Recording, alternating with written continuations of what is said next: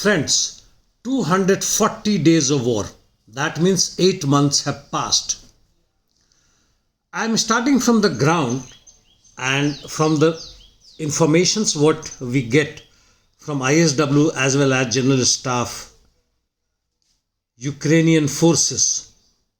In very short, Russia advancing in northeast, that is Kharkov direction.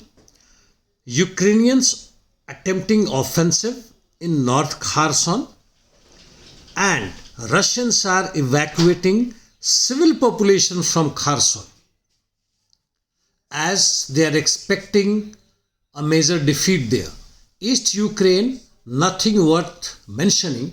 Now I start little more details about these three sectors from other resources. In north, Russian forces took control of part of railway line in Gorobyovka leading to Kupyansk. While Ukrainian offensive, once again they tried to take control over some parts of Zherebets river but failed again, either on Limansk direction, that is in DPR, Yampolovka, and in Nadia, Stalmekhovka and Mekeyevka in LPR regions.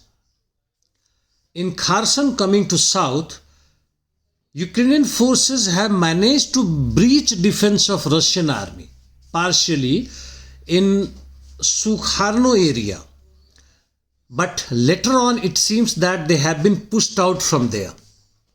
Another offensive by the Ukrainians in south on Novaya Kamenka, Chervony Yar direction too failed. But these failures does not mean that Ukrainians are failing. They are preparing for major counter-offensive on Kherson region. This is evident from the exploratory attacks by the Ukrainian forces, especially on Nikolai Kryvyi Rih direction. But let us await for the major offensive by the Ukrainians probably next week.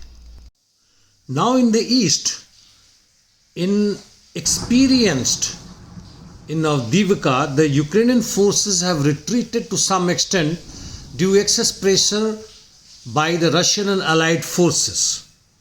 So is the situation by and large in Bakhmut, where one can safely say that there has not been much of territorial gains for the Russian forces. In the meantime, Russians are continuing with their strategic bombing in many parts of Ukraine, while it seems they are preparing for the winter, and the major offensive from Russian is probably being delayed and awaiting Ukrainian offensive in the south. In the meantime, as you know, Liz Truss, the Prime Minister of UK, has resigned. Many more to follow. These turmoils are, as far as I am concerned, not bothered about few leaders resigning, joining, being elevated, being downgraded. But what are the people's reaction? And people's reaction to only as mass procession in the streets, or they are heading towards taking over the state power in their own hands, dismantling the previous one and creating the new ones where a new society is formed. Thank you friends, that's all for today. See you tomorrow.